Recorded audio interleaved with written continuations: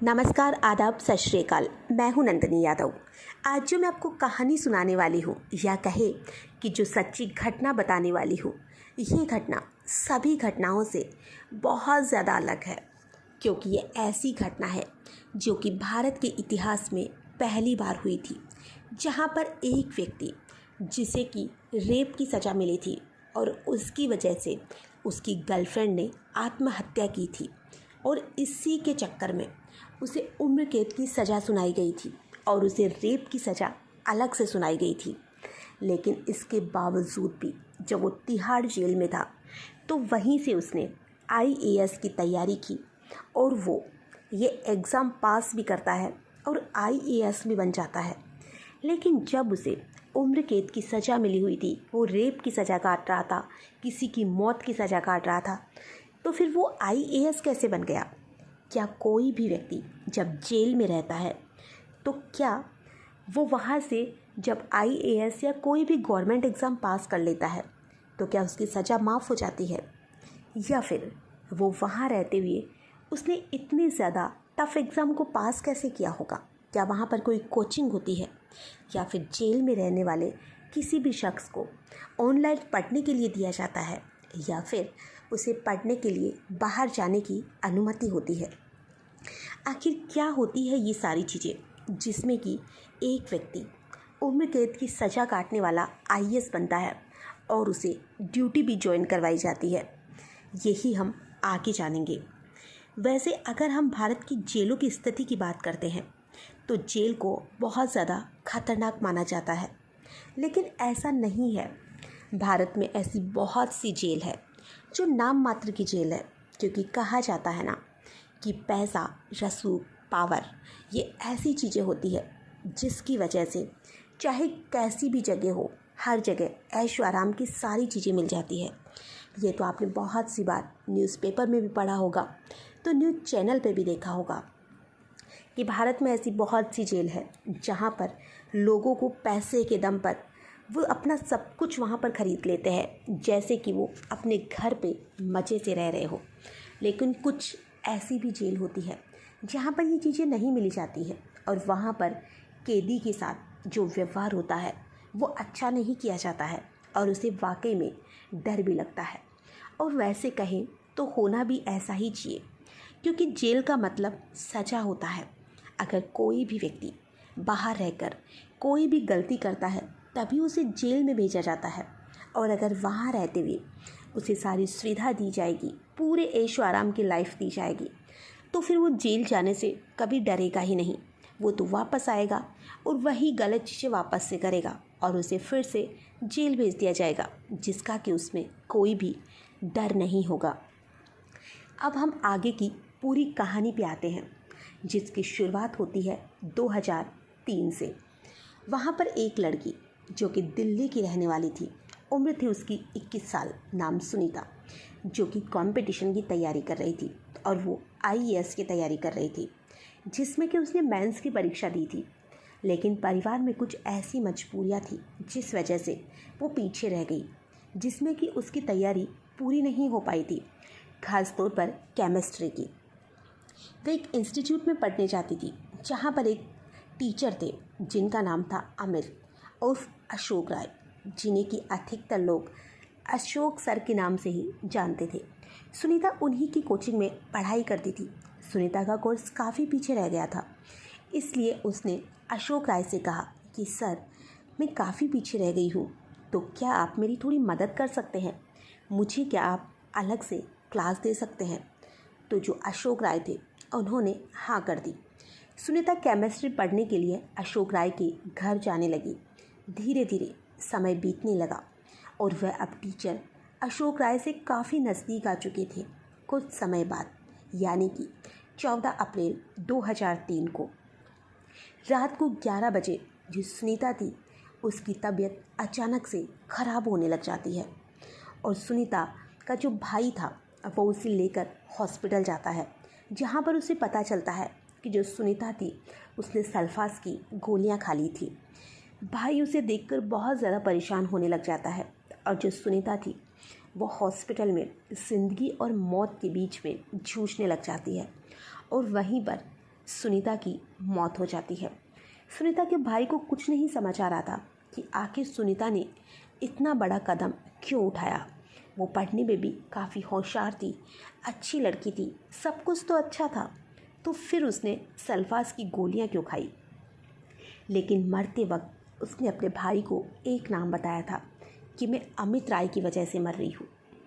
मामला सुसाइड का था, इसलिए पुलिस सुनीता के घर पहुँचती है, जहाँ पर उन्हें सुनीता के हाथों लिखी हुई एक चिट्ठी मिलती है, जिसमें कि सुनीता ने लिखा था कि जो अमित है उनके पास मैं केमिस्ट्री पढ़ने जाती थी और धीरे धीरे हम दोनों की दोस्ती होती है और फिर दोस्ती प्यार में बदलती है। बाद में जो अमित राय था वो सुनीता से शादी का वादा भी करता है और फिर उन दोनों के बीच में रिलेशन बन जाता है, जिसमें कि शारीरिक संबंध भी था। दोनों के बीच में रिलेशन इतना गहरा बन चुका था कि जो सुनीता थी वो अब अमित राय की दुल्हन बनने के सपने देखने लगी थी। दोनों की पढ़ाई भी बहुत अच्छी चल रही थी और साथ में उन दोनों का जो रिलेशन था वो भी बहुत अच्छा चल रहा था। फिर सुनीता ने आगे बताया कि अमित ने एक दिन उससे कहा कि मेरा एक दोस्त है और तुम्हें उसके साथ फिज़िकल रिलेशन बनाना है। ये सुनकर सुनीता बुरी तरह से हैरान हो जाती है।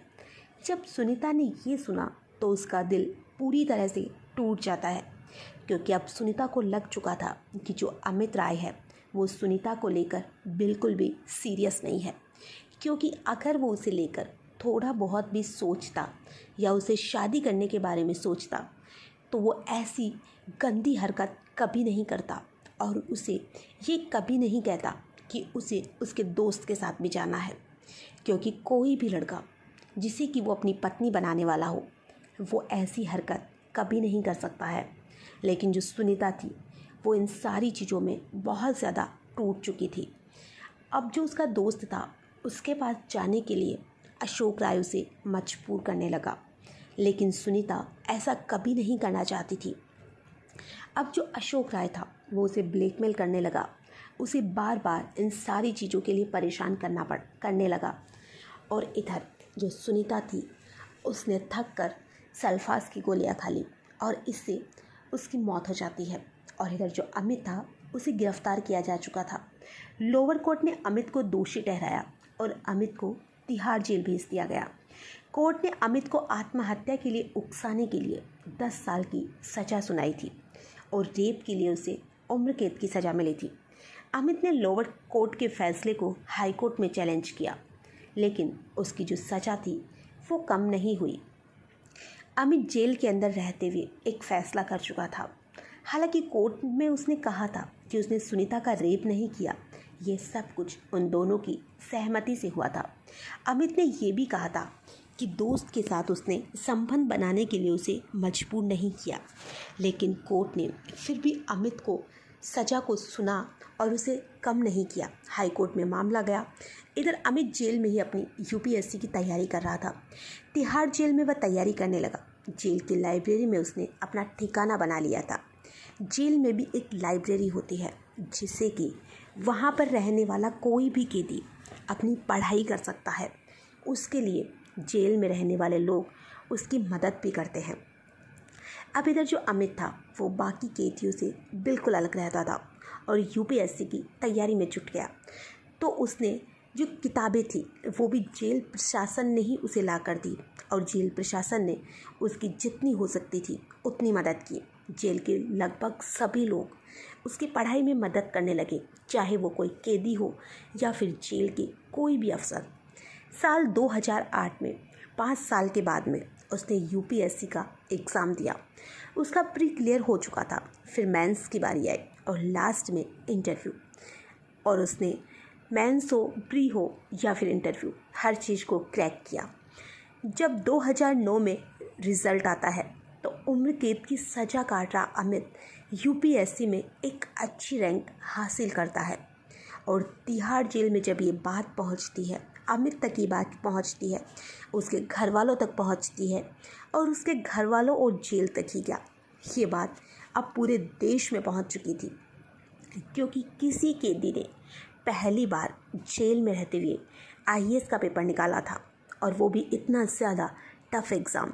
लेकिन ये खुशी थी वो ज़्यादा दिन तक नहीं टिकी, क्योंकि ये तो अमित भी जानता था कि उसे उम्र कैद की सज़ा मिली हुई है और वो कैसे अब अपनी ड्यूटी ज्वाइन करेगा, ये वो खुद सोचकर बहुत ज़्यादा परेशान था। अमित अभी भी जेल में था और वो रेप के मामले में सज़ा को कम नहीं करा सकता था और ना ही ख़त्म कर सकता था। फिर तिहाड़ जेल और दिल्ली सरकार ने अमित की मदद करने की योजना बनाई। हाईकोर्ट में मामला आता है। कोर्ट में बताया गया कि अमित ने 5.5 साल की सज़ा काट ली है और जेल में रहते हुए उसका जो व्यवहार था, उसका जो आचरण था, वो बाकी सबसे बिल्कुल अलग था।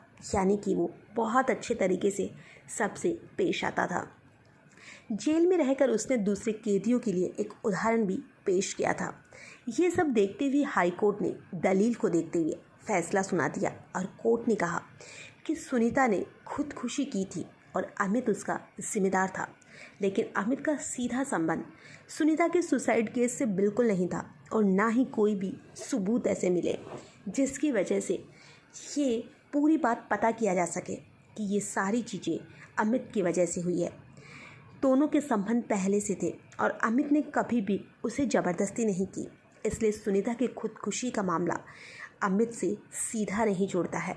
ये सब देखते हुए हाई कोर्ट ने कहा कि अमित 5.5 साल की सज़ा काट चुका है और वह अब आगे सज़ा का हकदार नहीं है, इसलिए उसे जेल से रिहा किया जाए। इसके बाद अमित जेल से रिहा होता है और आईएएस की ट्रेनिंग लेता है और इस तरह वो एक आईएएस बन जाता है और उसे बाकायदा अपनी ड्यूटी भी ज्वाइन की थी। तो जो अमित था उसने सारी चीज़ें करने के बाद में भी अपनी पढ़ाई को जारी रखा और वो आईएएस बन जाता है। हालांकि इन सारी चीज़ों को लेकर देश में बहुत ज़्यादा बवाल भी हुआ था, क्योंकि बहुत से ऐसे लोग थे जो इन सारी चीज़ों के खिलाफ थे। बहुत से ऐसे महिला आयोग भी थे जिन्होंने इन सारी चीज़ों का विरोध किया था। उन्होंने कहा था कि ये सारी चीज़ें गलत है। ऐसे तो कोई भी व्यक्ति जो पढ़ाई में इंटेलिजेंट होगा वो कोई भी कांड करेगा और उसे तो पूरी छूट है कि वो कुछ भी गलत करके जेल जाएगा, वहीं से वो पढ़ाई करेगा, एग्ज़ाम पास करेगा और वापस से पूरे बाइज्जत उसे छोड़ दिया जाएगा। और बहुत से ऐसे लोग भी थे जिन्होंने ये कहा था कि हालांकि उसने गलती की है और इसकी वजह से वो 5.5 साल की सज़ा काट चुका है, लेकिन उसने मेहनत की और उससे जो गलती हुई इसके लिए उसको पछतावा था और मेहनत करके वो आज ऐसे मुकाम पर पहुंचा जहां पर बाहर रहने वाले लोग भी नहीं पहुंच पाते हैं। दुनिया में बहुत कम लोग होते हैं जो कि आईएएस की जैसी परीक्षा को पास कर पाते हैं। अब इन सारी चीज़ों में आपकी क्या राय है, ये आप हमें कमेंट में ज़रूर बताना।